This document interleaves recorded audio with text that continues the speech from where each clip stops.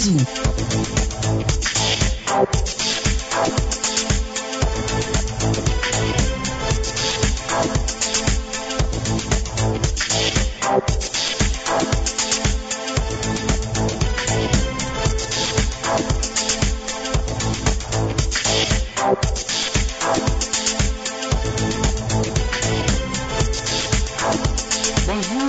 Fidèles auditeurs et auditrices de Zéphyr, l'émission Point de vue se met en place pour le compte de ce lundi.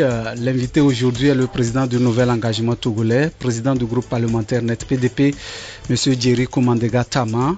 Vous l'écouterez sur les derniers développements de l'actualité politique au Togo. Je le reçois avec le directeur de publication du journal Le Mania Libéré, Abbas Issaka, qui est déjà en studio avec moi. Après la deuxième pause, nous allons recevoir une invitée qui nous vient de Canal+, pour nous parler des offres de ce mois d'avril là-bas. Nous serons avec Madame Laoué Bakpo.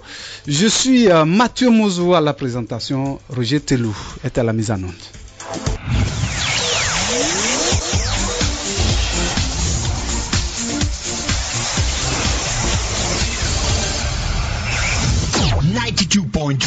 This is Zéphyr.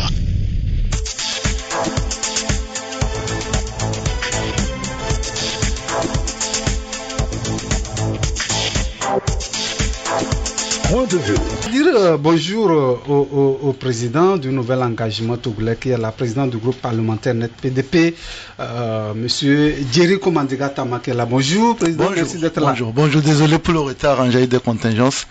Je présente mes excuses à toutes les fidèles auditrices et aux fidèles auditeurs de Zéphyr. C'est que vous êtes là, je sais que vous avez été pris un peu. Malheureusement, oui. D'accord, merci d'être là. Le 3 avril dernier, on va aller rapidement pour gagner du temps. Le 3 avril dernier, à la veille du démarrage de la campagne électorale pour les législatives et les régionales, le processus électoral a été interrompu par le chef de l'État pour demander que les acteurs soient écoutés sur la modification constitutionnelle en cours, qui entraîne beaucoup de débats dans le pays. Avez-vous été surpris par ce report des élections? Est-ce que vous étiez déjà... Surpris, oui, puisque, écoutez, à la veille d'une élection, tous les candidats se projettent sur la campagne. Donc, non, je n'ai pas vu les signes avant-coureurs, même si, quelque part, j'ai salué cette décision parce que on allait rentrer dans un processus électoral avec énormément d'impondérables, énormément de tensions. Et je crois que ce report, même si il est plutôt surprenant parce que en règle générale, d'abord c'est la CENI qui propose les dates des élections et le gouvernement valide. Et en règle générale aussi, c'est un décret qui lance des élections et souvent quand même pour approcher aussi ou bien pour fixer une nouvelle date, c'est les décrets. Bon, maintenant on va pas faire dans la dentelle. J'étais plutôt soulagé. Alors, qu'allez-vous faire du matériel de campagne déjà préparé, beaucoup d'argent mis dans ce matériel-là? Bon, il faut aussi rappeler aussi que le financement, le préfinancement de la campagne, qui est devenu une réalité dans le pays depuis les élections de 2015, n'a toujours pas encore été déployé, n'avait pas été fourni aux partis. Et il faut savoir aussi que cette année, les cautions ont été plutôt élevées, même si on les a réduites un peu. Donc beaucoup de formations politiques en ce qui concerne la nôtre n'étaient pas pour ce premier jour, bien pour les 2 premiers jours, déjà enclenchées sur le terrain. Donc je pense que par rapport à nos préparatifs sur le terrain, les dommages sont plutôt contenus. Oui, c'est par rapport à cette large consultation sur la loi de modification constitutionnelle que le chef de l'État a engagé. Comment trouvez-vous la décision du chef de l'État de suspendre le processus pour des discussions sur la loi de modification constitutionnelle? Non, la suspension du processus, comme l'a dit, salutaire. Ce qui coince un peu, c'est la procédure qui consiste à confier au bureau de l'Assemblée nationale la responsabilité de la consultation des acteurs. Vous savez, le bureau de l'Assemblée nationale, c'est, on peut dire, les personnes avec lesquelles elle discute, c'est les groupes parlementaires, éventuellement les députés. Peut-être on parlera de la tournée qui est en train d'être mise en place, mais quand vous prenez les autres acteurs, à savoir les partis parlementaires et non les partis extra-parlementaires, comment est-ce que le bureau de l'Assemblée nationale peut discuter avec les partis extra-parlementaires? Quand vous prenez la société civile, vous prenez même tous les autres acteurs, c'est extrêmement difficile d'imaginer sous quel format le bureau de l'Assemblée nationale peut discuter avec les autres personnes. Bon, pour moi, j'ai été plutôt surpris de voir que c'est d'abord le bureau de l'Assemblée nationale qui a fait cette démarche. On peut le comprendre, peut-être, voilà. Mais après, maintenant, quelle est la responsabilité de la concertation? Je suis plutôt surpris. Oui, mais est-ce que déjà, comment les consultations vont se passer? On a dit c'est des délégations de l'Assemblée nationale qui vont rencontrer les populations à l'intérieur du pays et certaines couches aussi socio-professionnelles. Comment ça va se passer? Non, mais d'abord, il faut savoir, je vous donne la primeur, le net ne participe pas à cette tournée. Nous considérons qu'il y a des procédures, il y a même un communiqué de presse qui va sans aucun doute vous parvenir au milieu de la journée. Il y a des procédures à l'Assemblée nationale qui consistent, quand il y a des initiatives de ce genre-là, que tous les groupes parlementaires soient associés à la réflexion en amont, décider de la procédure à mettre en place. Et au niveau du net, nous n'avons pas été associés à cette démarche. Nous avons reçu, comme tous les autres députés, un SMS le samedi soir nous disant de nous tenir prêts pour partir dimanche. Donc samedi soir, on reçoit un SMS, on dit vous partez dimanche, il y a des chefs d'équipe qui vont vous contacter. On a fait le point, il y a 3 députés de la majorité qui a contacté nos 3 députés du net pour leur dire écoutez, on se retrouve sur le terrain, on n'a pas les documents. On ne sait pas concrètement les choses, comment elles vont se passer. On les a découvertes sur les réseaux sociaux comme tout le monde. Et donc nous avons envoyé un courrier, d'abord une notification, ensuite un courrier formel pour dire au bureau de l'Assemblée nationale que dans ces conditions, nous ne nous associons pas. Donc nous ne sommes pas sur le terrain. De toute façon, s'ils étaient sur le terrain, je ne serais pas ici avec vous. Et secondo, vous savez, nous avons une position qui a été très claire depuis le début. Cette révision constitutionnelle n'est ni opportune, ni populaire, ni indispensable actuellement. Je pense que cette position-là, on l'a tenue dès le début et nous continuons à marteler que la seule chose qu'on peut faire qui peut être salutaire pour l'ensemble des Togolais, c'est le retrait pur et simple de ce texte. Donc, on reviendra. Voilà. On reviendra, on va marquer une pause.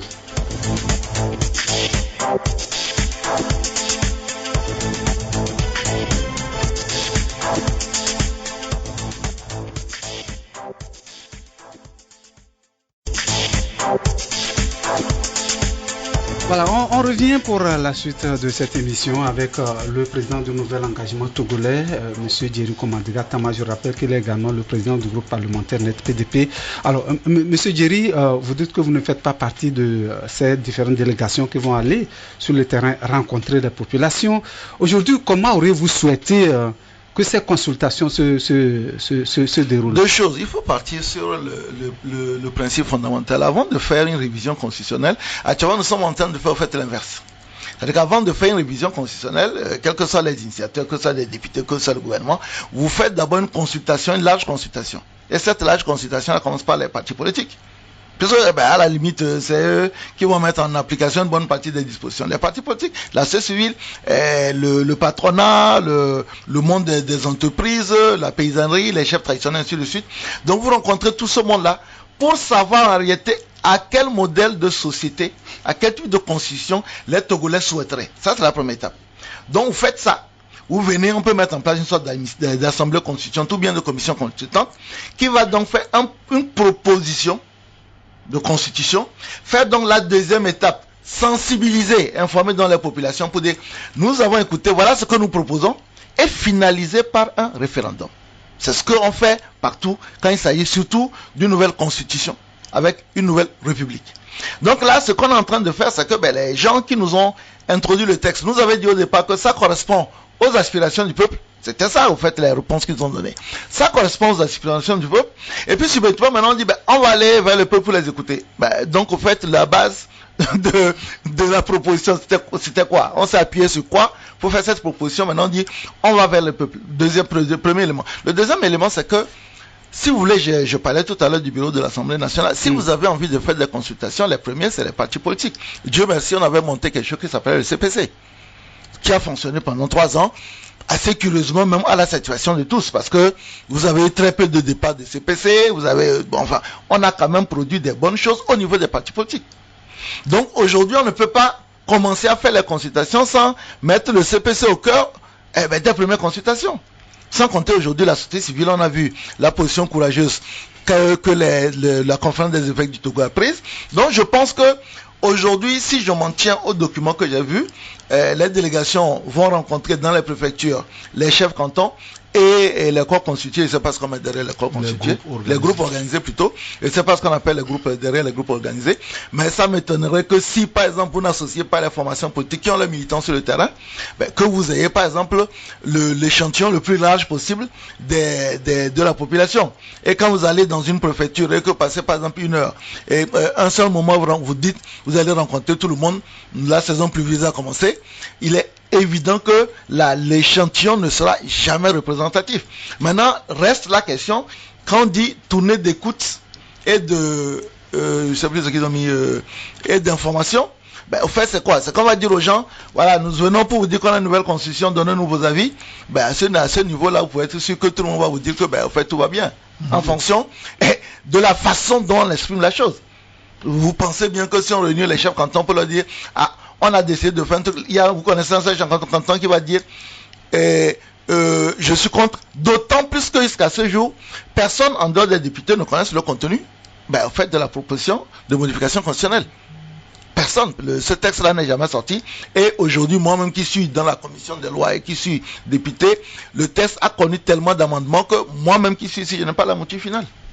Oui, Monsieur Giritama, tout ce que vous dites au début, avant l'adoption de cette loi le 25 mars, je crois qu'il y a eu des discussions au sein des présidents du groupe parlementaire, en tout cas la commission, tout ça. Est-ce que vous avez évoqué le fait qu'il faut aller sur le terrain bien sûr, ça fait partie des... Vous savez, quand un texte arrive, vous avez ce qu'on appelle le débat général. Et dans le débat général, chacun exprime sa position. Et l'une des premières préoccupations, c'était la pertinence. Pourquoi on a fait une révision en 2019? Tout ce débat? Bien sûr, c'était la pertinence. Et c'est pour ça que je vous dis la réponse. On nous a dit c'est une aspiration nationale. Et nous avons dit, les gens sont réunis où? Pour l'aspiration nationale, nous n'avons pas vu. Donc c'était ça. C'est-à-dire que la première question, c'était de dire, mais d'où vient ça? Bon, maintenant après on peut dire que du 9 ou 20 députés ont décidé parce que la loi leur autorise d'introduire. Mais l'aspiration populaire portait à caution parce que nous n'avons jamais vu des gens réunir des populations quelque part pour leur demander de donner leur avis sur la pertinence ou la nécessité d'une révision constitutionnelle. Même si 20 députés peuvent se lever sans consulter, personne n'a fait l'introduction. Ça, c'est la Constitution qui le dit. Oui, c'est pour voir, est-ce qu'il y a effectivement quelque chose qui cloche dans cette constitution, puisque lorsqu'on écoute les gens, c'est la procédure qui est toujours critiquée. Non, il y a la forme. Il y a trois choses. Il y a trois choses. Le fond même de la constitution qu'on est en train de voter. Qu'est-ce qu'on reproche à cette nouvelle constitution? Moi, en tant que député, en tant que président de parti politique, il y a trois choses. Il y a la forme qui n'est pas bonne. Mais moi, il y a deux choses qui me gênent dans cette constitution. La première, c'est que quand les gens nous disent que le régime parlementaire est stable, c'est plutôt le contraire. Parce que dans un régime parlementaire, sauf peut-être au Togo, parce que le parti majoritaire est majoritaire depuis des dizaines d'années, donc on peut supposer qu'il y a une stabilité. Sinon, quand vous prenez les régimes parlementaires en Italie, en Allemagne, en Belgique, il n'y a pas plus instable que ces régimes-là. Parce que chaque fois qu'il y a une nouvelle majorité qui se constitue, on fait une nouvelle élection. Donc, en termes de stabilité, pour moi, c'est pas le meilleur. Et puis, ce qui me gêne aujourd'hui, c'est, nous parlons toujours de la question de la limitation de mandat. En 2019, nous avions brandi nos poitrines pour dire, enfin, nous avons mis en place quelque chose. Dorénavant, on a un régime de mandat renouvelable, un mandat renouvelable une fois, c'est fini. Ce qui est particulier dans le régime parlementaire, c'est que il n'y a plus de limitation de mandat au niveau de l'exécutif. Tant que tu as la majorité, tu restes. Moi, aujourd'hui, je ne peux pas imaginer un seul instant que dans la nouvelle proposition, cette option-là ne soit pas aussi en arrière-pensée de ceux qui l'introduisent. Donc, moi, par exemple, je considère, même si demain, j'ai peut-être pas la capacité de devenir président, je considère quand même que le fait de garder cette ouverture, en disant au Togo, tout le monde peut être président, nous venons de voir l'exemple au Sénégal, ça laisse quand même ce qu'on appelle de l'espérance aux gens. Mais si vous fermez cette porte-là en disant, c'est les députés, et que c'est les députés seuls qui élisent le chef du gouvernement, mais à partir de là, c'est que toutes les portes sont fermées.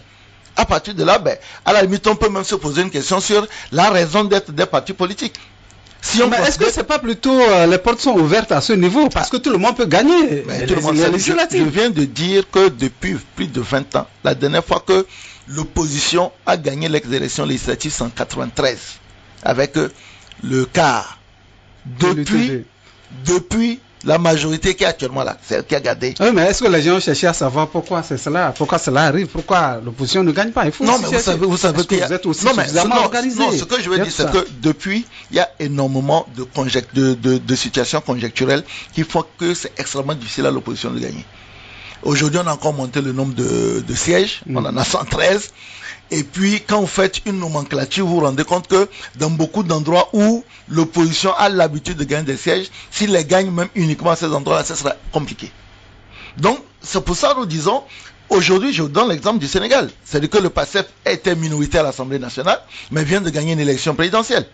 C'est en fait cette dynamique que permet le système semi-présidentiel que nous avons dans nos pays. Mais quand vous le basculez en un système parlementaire, en fait, vous fermez les portes. Donc, le net est contre quand même cette modification. Nous sommes contre la modification. Pour une raison très simple. Nous avons fait une belle modification constitutionnelle en 2019. On ne l'a même pas encore appliquée. Expérimentons-le. En règle générale, dans beaucoup de pays, les constitutions se changent par génération.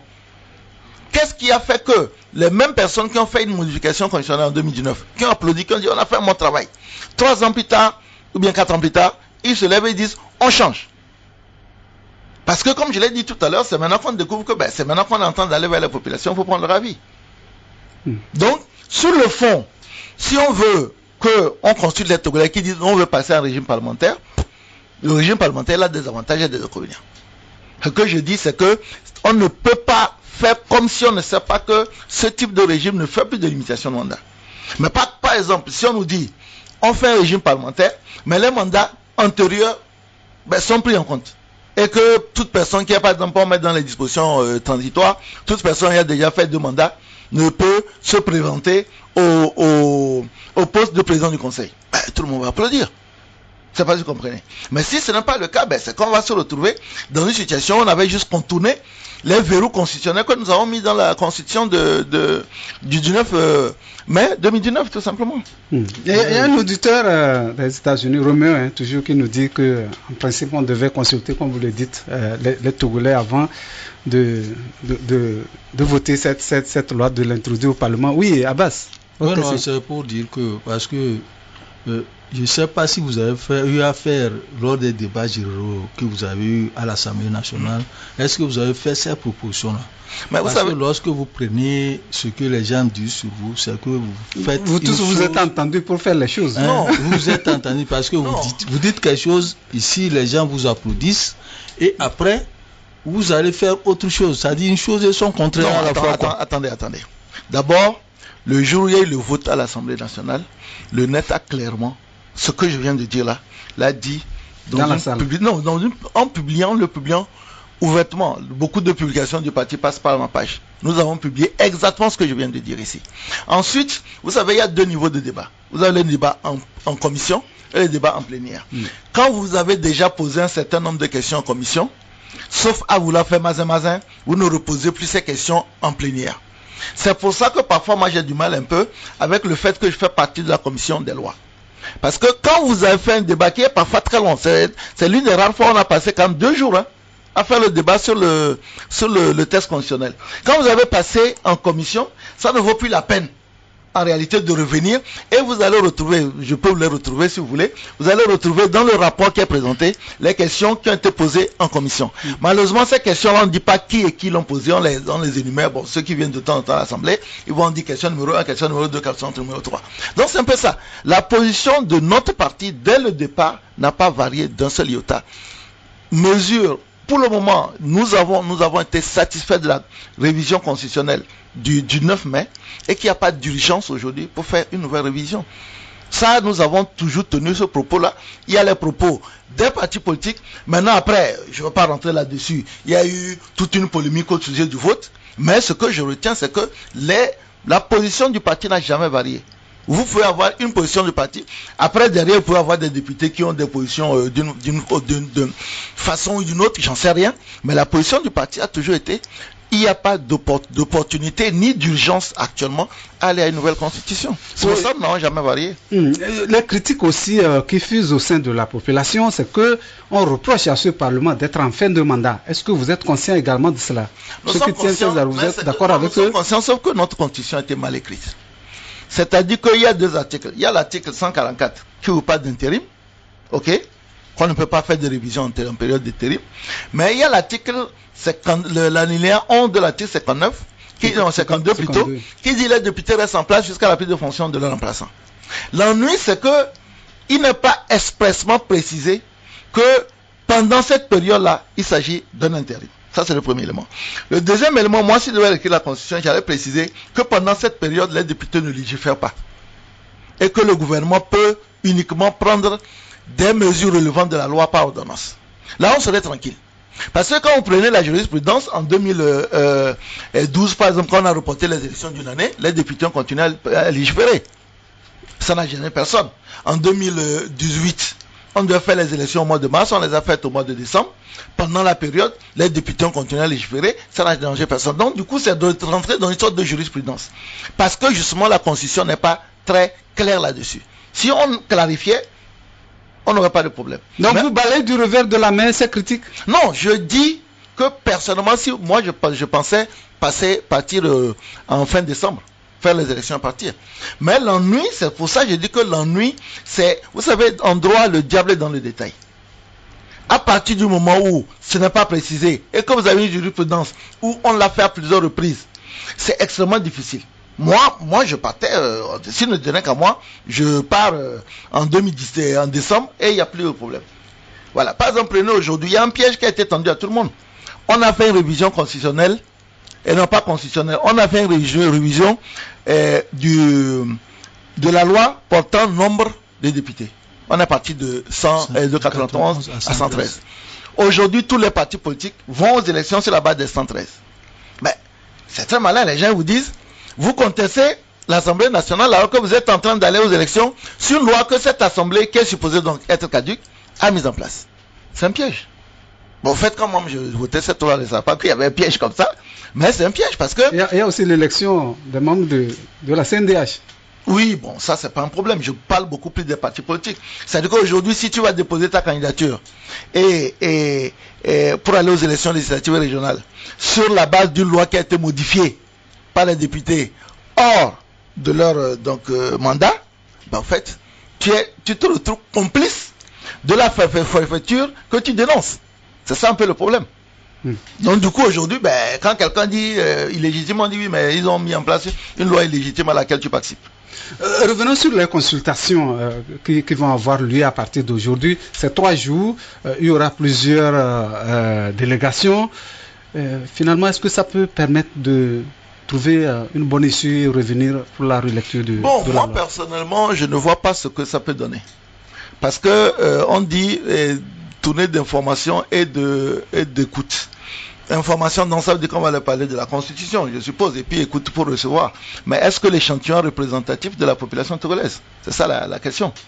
Est-ce que l'échantillon, les chefs cantons et les groupes constitués, c'est ça non? Groupe constitué non? Oui, Le groupe organisé. Sont représentatifs de la population togolaise, qui des partis politiques, qui de la société civile, qui des religieux, ainsi de suite. Parce qu'en réalité, ça fait partie de tous les corps qui doivent être associés à l'élaboration d'une constitution. Moi, c'est ce que je comprends pas. Il dit, ben, hypothèse numéro 1, on faisait un passage en force, en disant, le texte dit que. Et c'est parti, nous tous on va faire.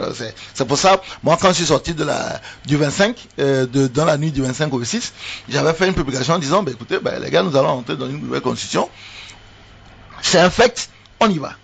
Donc, j'ai salué la deuxième lecture, l'introduction de la deuxième lecture. Comme je l'ai dit, je salue cette ouverture. Mais pour moi, par rapport aux tensions que cette situation quitte dans le pays, vous savez, on avait quand même des problèmes de faim, de coupure d'électricité, tout ça, mais ça allait encore.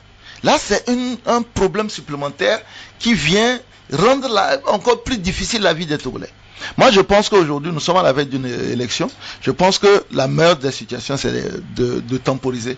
retirer le texte, aller aux élections, quitte à ce que la prochaine assemblée peut-être reprenne l'initiative, j'en sais rien. Mais moi, vous connaissez ma position, j'ai dit on a fait une bonne constitution en 2019, il faut l'expérimenter au moins durant 10-15 ans, avant de la modifier. Avant la question, Abbas, avant votre question, je voudrais, le président a parlé tout à l'heure de cette date du 25 mars dernier. Aujourd'hui, les gens considèrent tout ce qui a été fait comme de la contrebande, parce que ça s'est fait la nuit. Ça aussi, il faut quand même expliquer les choses. Non, mais au fait, honnêtement, les gens exagèrent. Le nombre de fois où on adopte des textes la nuit, c'est juste la procédure parlementaire. Parfois, vous commencez à midi, vous faites une pause quand le texte est long. Même le budget, on le comptant, on le vote la nuit. Toutes les années, on a voté le budget parfois entre minuit, 1h, 2h du matin. Ça n'a jamais fait l'objet d'une contestation. Est-ce que quelqu'un a refusé de prendre son salaire à la fin du mois parce qu'on a voté le budget à 1h, 2h du matin? Bon, ça, c'est vraiment beaucoup plus anecdotique. C'est pas le fait d'avoir voté le texte à minuit. Il y a énormément de textes qu'on vote à minuit, 1h du matin, en fonction de la procédure. Quand le texte est long, ça dure, donc c'est pas un problème. Oui, Abbas, maintenant. Moi, je voulais savoir si c'est pas une première partie des consultations qui est en train d'être faite. On n'en sait rien. Après la consultation des groupes organisés des chefs cantons, la deuxième consultation pourrait aller vers les partis politiques et les organisations de société civile. Oui, j'en sais. Comme on parle de CPC, tout ça, là, ça peut y aller là-bas. Oui, bon, maintenant, c'est ce qui me gêne un peu, je l'ai dit en début d'émission, c'est que la mission a été confiée au bureau de l'Assemblée nationale. C'est-à-dire que aujourd'hui, on aurait dit que cette mission est confiée, par exemple, au ministère de l'administration territoriale, qui est beaucoup plus en relation avec les partis politiques, la société civile, ainsi de suite. Moi, ça ne m'aurait pas gêné, ou bien une commission particulière. Mais c'est que, un peu gênant, c'est que l'initiative vient des députés. Donc à partir de là, c'est que c'est un peu difficile de confier au gouvernement puisqu'on est supposé, voilà. Donc du coup, est-ce que les députés aujourd'hui peuvent aller rencontrer les partis extra-parlementaires? D'abord au nom de quoi? Puisque c'est des députés de formation politique, est-ce qu'ils peuvent aller rencontrer les partis extra-parlementaires? Est-ce ils peuvent aller rencontrer la société civile? Oui, pourquoi pas? C'est beaucoup plus pour les partis extra-parlementaires que c'est un peu compliqué.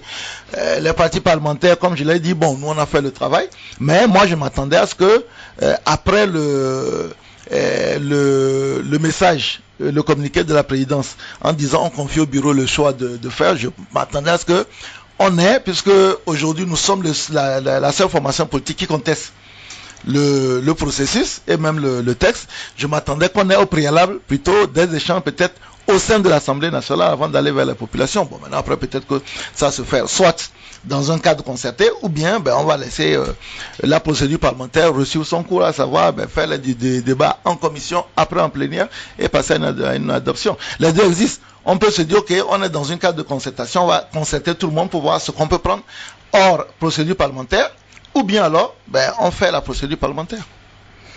D'accord. Quelle est la position du NET par rapport à ces formations politiques qui ont annoncé 3 jours de marche pour contester? Non, mais ça fait partie d'un mode opératoire de cette information politique. Vous savez que nous n'avons jamais été des partis très partisans des manifestations politiques, même si nous avons participé quasiment à toutes.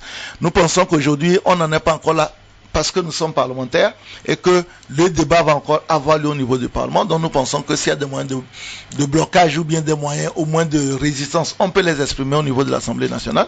Mais nous pensons aussi que chaque parti exprime les moyens qui lui semblent adaptés pour exposer publiquement sa position par rapport à cette révision constitutionnelle. Donc nous respectons le choix des manifestations, mais pour le moment nous ne sommes pas encore là, au niveau du net. Voilà, on a dit des consultations par certaines organisations de la société civile. Est-ce que c'est une bonne chose?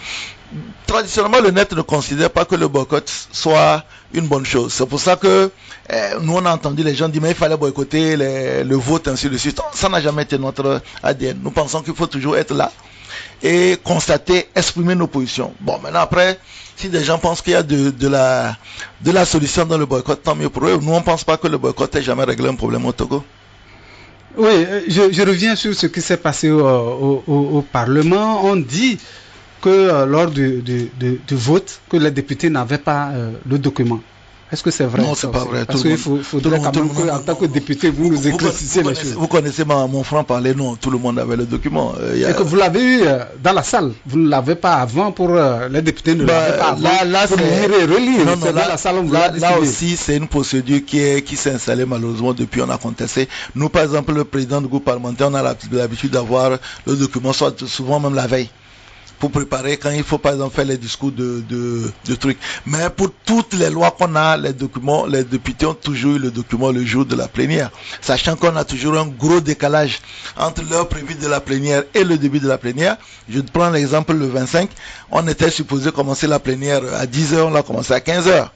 Et à 10h, il y avait déjà les documents dans la salle. Donc on va pas non plus, on va pas non plus tirer sur l'ambulance en feu. Non, les gens ont eu le document. Maintenant, je sais qu'il y a des gens qui ont le document qui ne le lisent pas. On peut pas en vouloir non plus à ceux qui ne lisent pas. On peut pas non plus féliciter ceux qui ne lisent pas. Mais le document était là. Oui, est-ce que c'est une bonne chose de boycotter d'abord? Est-ce que c'est une bonne chose de manifester maintenant? Est-ce que c'est pas mieux d'aller écouter tout ce qui va se dire et après manifester? Non, mais pour le moment, je ne sais pas qui boycotte parce que là, il y a une tournée qui est à l'intérieur du pays qui va rencontrer les gens. Moi, par exemple, dans les partis politiques. Hein, moi, par exemple, au niveau du parti politique, nous avons dit à nos militants qui sont sur le terrain, s'ils sont invités à aller écouter. Nous avons considéré que la procédure était cavalière et nous ne participons pas. Si on nous avait associés, par exemple, aujourd'hui, la meilleure stratégie aurait été de demander aux députés d'aller dans leurs circonscriptions électorales respectives. C'est là où ils connaissent les gens. C'est-à-dire que par exemple, vous me prenez, moi je suis élu dans l'Est Mono, on me programme dans la région maritime. J'ai un député qui est élu dans la région maritime, il est programmé dans l'Est Mono. Ça n'a pas de sens. Pour moi, la meilleure stratégie aurait été de dire aux députés de partir pour 2 ou 3 jours dans leur circonscription électorale, rencontrer les militants et prendre les avis pour revenir. Mais quand vous prenez des gens qui ne sont pas d'une zone ailleurs, comment est-ce que vous voulez que ce soit efficace? C'est pas possible. Le truc minimum, si nous on avait été associés, on aurait dit, non les amis, vous n'avez pas fait ça comme ça. Il y a des députés qui sont allés dans leur zone, dites à chaque député, retourne dans ta zone, dans ta circonscription électorale, prends langue avec la population, écoute ce qu'elles vont dire, et puis tu nous reviens. Mais vous prenez, moi je suis député de l'Est Mono, vous me mettez dans la région maritime, je vais aller voir quoi dans la région maritime? Vous avez des députés qui sont de la région maritime, vous les mettez par exemple dans la région des plateaux. Le gars, il parle Mina ici parce qu'il est de bain. Vous le mettez à Nié ou bien à Chosy, il ne parle même pas un seul mot d'Ifé là-bas. Il va faire quoi? Parce que la meilleure façon de recueillir la vie des populations, c'est de pouvoir leur parler dans les langues avec lesquelles vous leur parlez quand vous allez en meeting.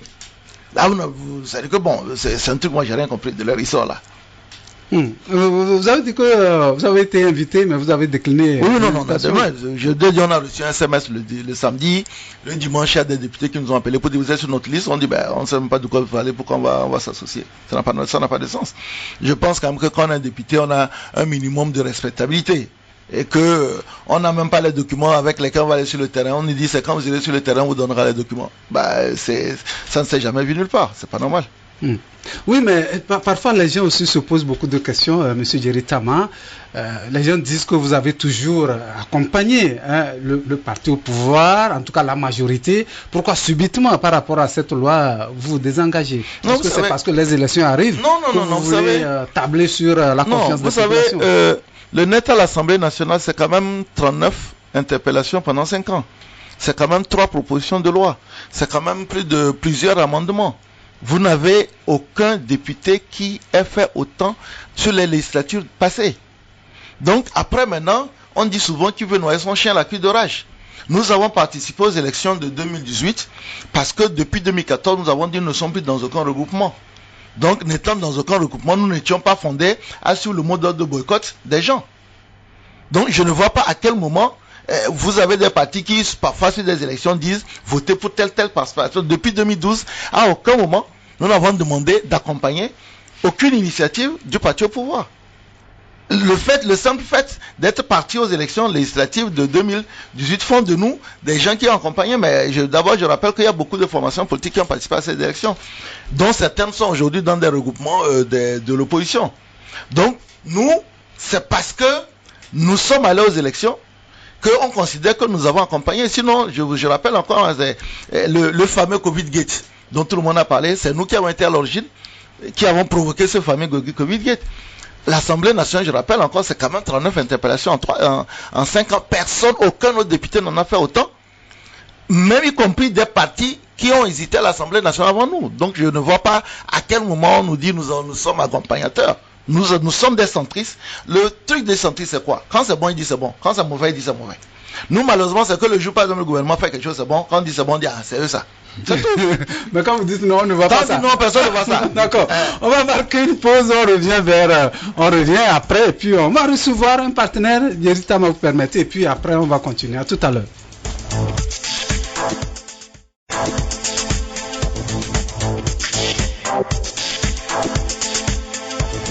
Voilà, on retrouve notre invité, Monsieur Djeri Komandiga Tama, le président du Nouvel Engagement Togolais, président du groupe parlementaire NET PDP. Pour poursuivre cette émission, on a encore quelques minutes avec lui. Alors, Monsieur le Président, il y a un auditeur qui nous pose cette question. Est-ce que M. Djeri Tama plaide pour le retrait pur et simple de cette loi? Est-ce possible qu'il rejoigne ses camarades dans les rues à partir du 11? Non, plaider pour le retrait, nous avons dit même avant même le vote de la loi le 25 décembre que nous voterions contre cette loi en précisant les raisons pour lesquelles nous voterions. Là-dessus, nous avons toujours été très explicites. Maintenant, en ce qui concerne le fait de rejoindre les camarades, je l'ai dit tout à l'heure, il y a une procédure parlementaire à laquelle nous sommes impliqués. Elle n'est pas encore aboutie. Donc, je pense que les formations politiques utilisent chacune les voies qui leur semblent les plus importantes. Il y a des manifestations qui sont organisées, il y a une résistance, on va dire, à l'Assemblée nationale qui se met en place. On verra tout simplement. Abbas? Oui, bon, vous avez demandé à vos représentants à l'Assemblée nationale. Vous êtes 3, oui, je crois. Mais finalement, il y a un vote qui s'est passé. Sur 91 députés, il y a 89 qui ont voté. Si vous avez donné des consignes à vos représentants à l'Assemblée nationale de voter contre, comment se fait-il qu'il y a eu 89 députés qui ont voté? Vous posez une question à laquelle personne n'a de réponse à partir du moment où le scrutin se fait au bulletin secret. C'est-à-dire que moi, depuis le début, j'ai donné la position que j'avais par rapport à ce vote. On est arrivé, le scrutin s'est fait au bulletin secret. Je ne peux pas aujourd'hui vous dire comment ça se fait, mais au moins, il y a une chose que je note, c'est qu'au minimum, il y a eu un contre. Je ne veux pas dire que c'est le mien, mais au minimum, on reconnaît qu'il y a une formation politique qui a demandé de voter contre, il y a eu un contre, il y a une abstention, et il y a eu 89. Mais pour moi, je vous l'ai dit, ce qui est le plus important, c'est la position du parti. Ce n'est pas la position des députés. Le parti dit, nous sommes contre. Maintenant, ce qui est, et ce n'est pas la première fois, monsieur Abbas, vous avez une longue expérience politique, ce n'est pas la première fois que, éventuellement, dans le cadre d'un vote, que ce soit au Togo ou bien dans des grandes démocraties, que les députés ne fassent pas exactement ce que demande leur formation politique ou bien leur groupe parlementaire. Ça ne pose pas de problème. La question, c'est quelle est la position du parti sur ce sujet. La position du parti, voilà. Le parti ne se résume pas à 3 députés. Donc les députés peuvent avoir décidé pour des raisons qui m'échappent entièrement, mais la chose sur laquelle je ne peux pas expliquer, c'est comment s'est passé le vote. Mais je note quand même que à l'issue du dépouillement, on a eu un contre, on a eu une abstention et 89%. 89 qui ont voté pour. Mais pour moi, ce qu'il faut retenir, c'est la position du parti. Avant même le vote. Parce que ce qui a été un peu compliqué, c'est que si le parti n'a pas prononcé sa position avant le vote. Parce que, imaginez qu'on avait eu 5 ou 6 votés, que le net sort le lendemain pour dire que c'est nous qui avons voté. On va dire que vous là, vous nous trompez. C'est pas vous qui avez voté, mais vous tirez le drapeau sur vous. Mais nous, on a dit, le parti a donné sa position dès le départ. Nous sommes contre et nous voterons contre. Maintenant qu'il y a un vote qui ne sort pas à 100%, vous m'envoyez désolé, vous pensez bien que si le premier était désolé. Ça veut dire que je passe pour un président qui n'arrive peut-être pas à amener tous ces députés à être sur la même longueur d'onde. Mais ce n'est pas nouveau. Dans toutes les grandes démocraties, vous avez des consignes des partis politiques qui ne sont pas suivis. Ça ne fait pas l'éclatement du parti politique. Parfois, vous avez des députés qui ont le courage de vous dire avant le vote, je ne suivrai pas les consignes de mon parti. Parce que dans notre constitution, article 52, il dit le mandat impératif est nul. C'est-à-dire que le parti ne doit pas imposer quelque chose aux députés. Les députés ont la liberté de leur choix. Donc, mais la ligne du parti oblige quand même à suivre la ligne du parti oblige les choses, mais si vous aviez un vote à main levée, c'est beaucoup plus facile. Vous savez qui a voté pour, qui a voté contre, ainsi de suite. Là, vous avez un vote au bulletin secret. C'est ce que je dis, j'aurais aimé avoir les 3 contre. Je ne les ai pas eu, mais la ligne du parti... Est-ce que vous estimez qu'il y a eu manipulation des résultats? Non. Je ne veux pas, parce que j'ai fait entendu cela j'ai fait un live, j'ai fait une boutade avec quelqu'un qui me posait la question. Je lui ai dit, écoute, moi quand on a fini de cette élection là, j'ai rencontré mes 3 députés, tous m'ont dit qu'ils avaient voté contre. Donc Si tu fais quelque chose, 3 personnes te disent qu'ils doivent voter contre. Et qu'au dépouillement, on n'a pas trouvé. Donc il y a une magie. C'est ce que j'ai dit. Sous forme de bulletin, rigolant même d'ailleurs, parce que c'est une vidéo. Bon, ça fait des interprétations. J'ai dû repréciser que quand à l'Assemblée nationale, vous avez des scrutateurs. Et chaque formation politique, chaque groupe parlementaire envoie un scrutateur. Notre scrutateur qu'on a envoyé n'est pas revenu en nous disant il y a des manipulations. Donc nous ne pouvons pas aujourd'hui dire qu'il y a des manipulations. Hein. Même si, je le dis encore, mes députés ont continué à me dire, mais nous on sait qu'on a voté contre. Le dépouillement a donné autre chose. Et le vote étant secret, je suis obligé de me tenir au résultat du dépouillement, tout simplement. Oui, c'est ça qui a fait dire que vous êtes venu présenter des excuses. Non, c'est ce que je dis que sur la boutade qu'il y a eu sur un live, où je dis à quelqu'un que mes députés disent que tous les 3, bon enfin tous les 2 plus moi, parce que moi j'ai voté contre bien entendu, tous les 3 qu'on a voté contre, si 3 personnes, nous sommes 3 ici, si nous 3 on dit qu'on a fait quelque chose, et à la sortie le résultat est différent, c'est ce que j'ai dit sous forme de boutade, que donc il y a une magie. Mais vu que le jour du vote, il n'y a pas eu de contestation, je ne peux pas dire qu'il y a eu de fraude. Donc c'est l'interprétation qu'il y a eu, parce que le lendemain j'ai commencé, je voyais sur les réseaux sociaux, oui, l'honorable Tama qu'il y a eu de fraude. Je dis non, c'est pas ce que je dis. Je dis, 3 personnes disent qu'ils ont voté contre. On n'a pas eu les 3 personnes, donc il y a eu une magie. Mais bon, c'est vraiment dans le cadre de la boutade, je le répète encore sur votre plateau. Du moment où à l'issue de l'élection, il n'y a pas eu de contestation de notre part, ni de notre scrutateur, qui était là pour défendre notre vote, on ne peut pas se permettre de dire qu'il y a eu des fraudes. Il n'y en a pas eu. On a parlé de comment on les appelle, les procurations. Ouais, qui étaient beaucoup plus... qui n'étaient pas... Non, là aussi les gens, moi j'étais dans la salle, il y avait autour de 70 députés, pas 50, pas 30, j'ai entendu quelqu'un dire 30. Hey, comment? J'ai entendu quelqu'un dire, Ferdinand était dit 50, non, on était autour de 70. 70 plus ou moins, je ne me rappelle plus exactement, parce qu'il y a des gens qui, quand on faisait l'appel, il y avait parfois des gens qui étaient dehors, mais on était plus de 110, et le reste, c'est pas la première fois. Vous n'avez jamais de vote à l'Assemblée nationale à 100% des députés, c'est pas possible. Il y a des gens qui sont malades, il y a des gens qui ont voyagé, il y a des gens, voilà, donc vous n'avez jamais, il y a des procurations qui ont été déposées, elles sont régulières, il n'y a rien de nouveau. L'argent aurait circulé? Moi, j'ai payé pour moi. Parce qu'on a parlé de beaucoup de sous. Non, mais c'est la geste. Je ne peux rien dire, moi, il pas pour moi. De toute façon, vu que moi, depuis le début. C'est pour ça que vous avez voté contre. Non, ce que je dis, moi, avant de rentrer dans la salle, j'avais dit que j'allais voter contre. Donc, ça veut dire que personne ne pouvait me donner l'argent. C'est moi ce que je. Bon, quand j'entends des dictateurs, j'en sais rien, honnêtement. Tu penses que si on veut remettre l'argent, on va réunir les gens à la place du village pour les partager. Aïe. Mais j'ai beaucoup confiance aux députés que nous avons. Je pense qu'un député n'a pas besoin qu'on lui donne de l'argent, qu'il vote pour ou contre un texte. S'il est contre, il va dire qu'il est contre. S'il est pour, il va dire qu'il est pour. Pour moi, je ne veux pas rentrer dedans. Ce serait un manque de respect et de considération de mes collègues députés. Je pense que les gens ont voté en leur âme et conscience. Mais, par contre, ce qu'il y a à dire, c'est que le texte, il revient. Ou bien. Donc, il revient, il va suivre le même procédure. Et en ce moment-là, on verra en réalité, chacun sera regardant. Et vous savez que le vote à l'Assemblée nationale en plénière est ouvert aux journalistes. Donc, chacun sera regardant. Quelqu'un peut prendre son doigt pour compter le nombre de députés. Et chacun sera regardant aussi sur le dépouillement. Je pense qu'aujourd'hui, il y a une chance quand même qui est faite à tous les députés de dire ce qui s'est réellement passé dans la nuit du 25, en ayant une deuxième occasion de voter le texte à l'Assemblée nationale. Sauf si, comme nous le souhaitons, s'il était retiré. Oui, au sein de votre groupe parlementaire, vous êtes un groupe avec un autre parti, avec vos positions, parce qu'on connaît aussi la position du PDP. Oui, est-ce que ça ne crée pas des situations conflictuelles entre vous? Non, nous sommes un groupe parlementaire de 2 partis politiques qui ont leur indépendance. Sur ce texte-là, par exemple, l'honorable Innocent Kagbaras a été associé au rédacteur et au signataire. Nous n'avons jamais été associés, mais il est président d'un parti politique. Et vous en avez informé quand même?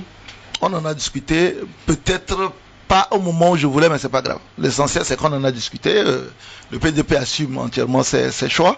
Maintenant, ça ne fait pas la fin de notre groupe parlementaire, parce que dans un groupe parlementaire, je l'ai dit tout à l'heure, autant, vous imaginez si dans le cadre d'un parti, il y a des gens qui peuvent avoir, par exemple, des opinions différentes du mot d'ordre du parti, et dans un groupe parlementaire. Nous sommes 2 formations politiques. Nous n'avons jamais fait d'alliance électorale.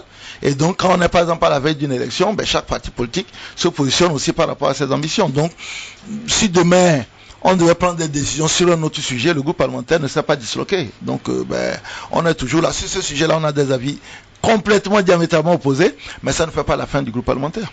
On a appris qu'au sein de votre parti, il y a quand même eu des remue-ménages après cette situation. On a eu 2 démissions. Que des gens ont quand même démissionné. Vous confirmez? Oui, on a eu 2 démissions de 2 personnes, dont un de mes conseillers qui a démissionné par les réseaux sociaux, donc j'ai jamais reçu sa démission. Jusqu'alors, et qui passe d'ailleurs la majeure partie de son temps à nous vilipender. Bon, on ne sait pas quels sont. Est-ce que vous avez pris blanc quand même avec ceux qui sont passés? C'est un conseiller avec qui j'ai discuté la veille même avant sa démission. Là, quand j'ai quitté même l'Assemblée nationale, je suis du Vaud, j'ai discuté avec lui. Bon, donc j'ai pas compris ce qui s'est passé. Et puis on a une vice-présidente qui assez curieusement, c'est-à-dire qu'une semaine avant, était allée quand même déposer sa candidature puisqu'elle est sur la liste des listes électorales du net dans Bassar pour les législatives. Donc avait déposé avec l'honorable Sonka sa candidature, donc tout allait bien, tout le monde était souriant. Une semaine après, on apprend qu'elle a démissionné sans savoir exactement pourquoi. Parce que si vous êtes en indélicatesse avec un parti, vous n'allez pas déposer, d'abord mettre votre nom sur la liste, allez déposer vous-même vos dossiers à la CENI, et puis une semaine plus tard, vous démissionnez. Et entre le moment de dépôt de cette candidature-là et la démission, je n'ai jamais vu la personne. Donc je ne sais pas qu'est-ce qui s'est passé. Mais bon, maintenant après, vous savez, nous sommes en politique, tous les coups sont permis. Le samedi qui a suivi cette cascade de démissions, on a fait un atelier de renforcement des capacités. On avait près de 250 personnes qui sont venues de l'ensemble du pays, des candidats, pour non seulement resserrer les coudes, mais pour affirmer notre envie de continuer. Donc je pense que c'est normal que peut-être dans certains partis politiques, des candidats ou bien des militants aient des calendriers qui sont différents de ceux du parti politique. C'est normal, un parti politique n'est qu'une association. Les gens rentrent et sortent. Je trouve que le timing est curieux, que la campagne de dénigrement du parti faite par ces anciens militants est aussi curieuse. Mais après, c'est pas la première fois que des gens quittent les partis politiques et deviennent les ennemis numéro 1 de ces partis-là. Ça fait partie de la vie. Mais je précise quand même, grâce à votre plateau, que jamais aucun député n'a démissionné. Parce que j'ai entendu des députés ont quitté le net, non, aucun député n'a démissionné du net. Voilà, si cette proposition de loi, en tout cas cette loi adoptée, n'est pas retirée, si les consultations se déroulent, finalement, elle reviendra au Parlement et suivra la même procédure. Oui, est-ce que vous pouvez nous expliquer cette procédure? Non, ce qui va se passer. On parle de la lecture, la deuxième lecture. Non, ce qui va se passer, c'est que... plus de est-ce à dire que le vote qui a eu lieu est devenu caduque. Oui, quand il y a une deuxième lecture, le vote est devenu caduque. Par exemple, si demain, les députés décident par exemple de rejeter à la majorité le texte, c'est-à-dire qu'il faut juste 20 députés pour rejeter le texte, à partir de là, le texte, la Constitution ne passe pas. Il suffit juste que 20 députés ou bien 21 députés votent contre, puisqu'il faut les 4/5. Elle ne passe pas à l'Assemblée nationale, mais par contre, il faudra passer par voie référendaire. Puisque l'article 144 dit les 2/3 c'est voie référendaire et les 4/5 c'est acté. Donc voilà, donc comme vous le disiez, le texte il va d'abord repasser au niveau de la commission des lois, qui va le réétudier comme s'il venait d'arriver, et puis il va repasser en plénière, qui va le réétudier comme il vient d'arriver, et puis on aura un vote. Comme ça s'est passé dans la nuit du 25 mars, tout simplement. Et vous aurez toujours la même position. On ne va pas changer. C'est-à-dire que je dis une chose qui est très simple. Expérimentons la constitution du 15 mai, au moins sur une dizaine d'années, ou voire une quinzaine, voire une vingtaine d'années. Voyons les insuffisances de cette constitution-là. Et puis, passons à une autre éventuellement. On ne peut pas avoir modifié quelque chose en 2019, tout le monde a dit que bravo, tout le monde nous a applaudi. C'est l'une des rares constitutions qui a été révisée, qui n'a pas été contestée. Parce qu'elle contenait les 2 éléments que l'opposition réclamait depuis, la limitation mandat et les élections à 2 tours. Là, c'est que la nouvelle constitution fait l'impasse sur les 2 éléments que l'opposition a demandé depuis. C'est-à-dire que là, il n'y a plus de limitation de mandat et puis il n'y a plus d'élections à 2 tours, puisqu'on passe à une proportionnelle. Pourquoi on l'a modifié alors en 2019? Une question? Oui, je pense que comme on remet en cause le vote qui a eu lieu le 25 mars, et qu'il serait souhaitable que les consultations et ceux-là qu'on veut consulter puissent donner leurs avis corrects, et que moi j'aurais souhaité aussi que ça aille jusqu'au niveau de CPC. Si même les partis extra-parlementaires refusent, que ça aille au niveau de CPC pour que les discussions puissent avoir lieu et qu'on ait vraiment un vote réel, sans critique, sans complaisance ou sans autre forme de procès au niveau de l'Assemblée nationale. Je ne sais pas si au niveau du net, il y a des coulisses qui se font pour... Non, en fait, le vrai problème, comme je vous l'ai dit, c'est que si c'était une initiative gouvernementale, si c'était un projet de loi, ça serait plus facile d'activer le CPC qui est sous le contrôle du ministère de l'administration territoriale.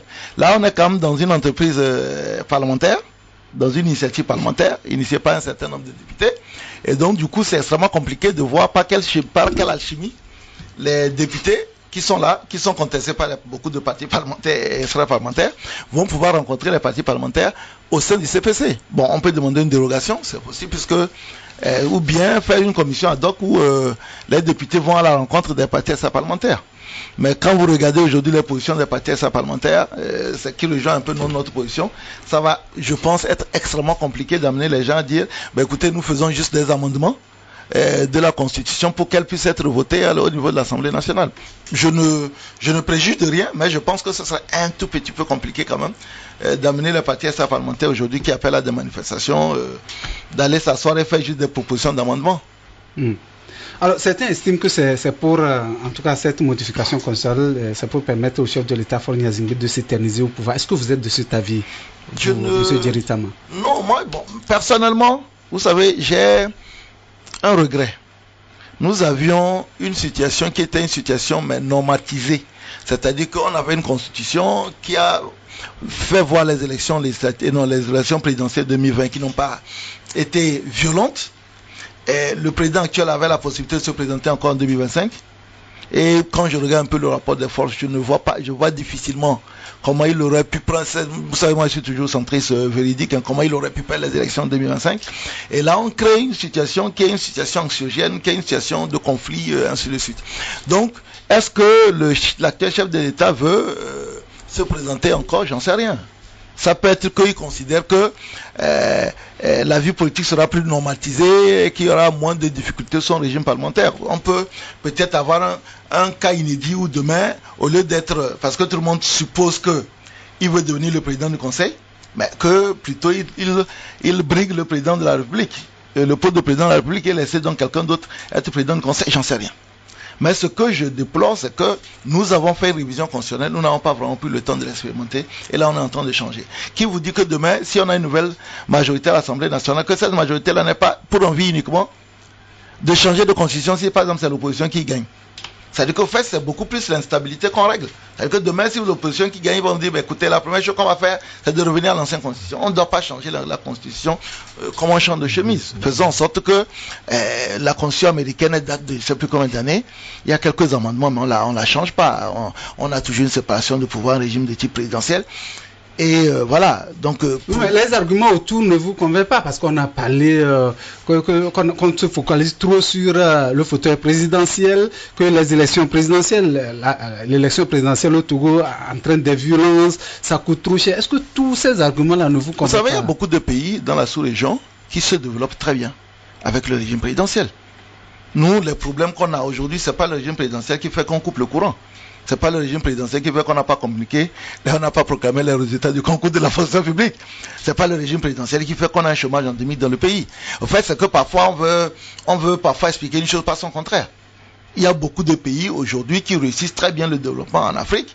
Je rappelle quand même que le régime de type parlementaire, il n'y en a que 2 pays en Afrique, c'est l'Éthiopie et l'île Maurice qui font ce type de régime. Le reste des pays dont beaucoup se développent très bien, les pays du Maghreb se développent très bien, beaucoup de pays se développent avec le régime de type présidentiel.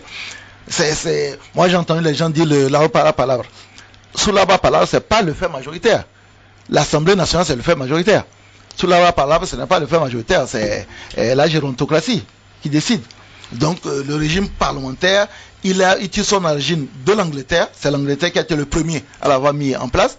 Et je ne vois pas la relation qu'il peut avoir avec l'Angleterre et le Togo. Donc oui, il y a des arguments. Vous savez, les politiciens, chaque fois qu'on veut vous convaincre de quelque chose, on peut toujours trouver les arguments. C'est-à-dire que les gens qui aujourd'hui vous convainquent de l'utilité du régime parlementaire, c'est les mêmes personnes qui vous ont convaincu en 2019 de l'utilité de la réforme constitutionnelle que nous avons faite. Donc il suffit juste de prendre les éléments de langage et de les justifier, c'est pas un problème ça. Oui, certains estiment qu'il y a des personnes tapis dans l'ombre qui tirent sur les ficelles. Je ne peux pas me prononcer là-dessus parce que je n'ai pas les éléments. On termine avec la question d'Abbas. Oui, je dis par rapport au régime parlementaire, est-ce qu'il y a ça des avantages sur le développement du pays? Parce que lorsque nous prenons aujourd'hui, j'ai l'impression que nous sommes en train d'appliquer le régime parlementaire à la base. On élit les conseillers municipaux qui en leur sein élisent le maire. Ça, c'est la décentralisation. Oui, c'est pas la même chose. Non, c'est pas la même chose parce que les conseils municipaux ne votent pas les lois. La décentralisation, elle existe dans tout type de régime, que ce soit présidentiel ou bien parlementaire, il n'y a pas de souci. Le vrai problème du régime parlementaire, comme je l'ai dit tout à l'heure, c'est que vous avez un système qui peut être très instable si les alliances changent régulièrement. Et puis vous avez donc, en ce qui concerne le contexte, comme le contexte togolais, que même si c'est pas l'actuel président qui devient président du conseil demain, que le parti majoritaire puisse, vous savez, au Japon, le parti républicain a fait 90 ans en étant au pouvoir. Parce qu'ils avaient une majorité confortable et ils sont restés au pouvoir. Donc là, c'est que vous enlevez toute possibilité de changer, alors que quand vous avez un régime présidentiel, là, une conjoncture économique, politique, sociale peut faire en sorte que le président gagne alors qu'il est minoritaire au niveau de l'Assemblée nationale, parce que c'est quelqu'un qu'on vote, ce n'est pas des partis politiques ou bien des candidats qu'on vote. Pour moi, le renouvellement des institutions, le renouvellement des personnes à la tête des institutions est plus facile dans un régime semi-présidentiel comme celui qu'on a, semi-présidentiel.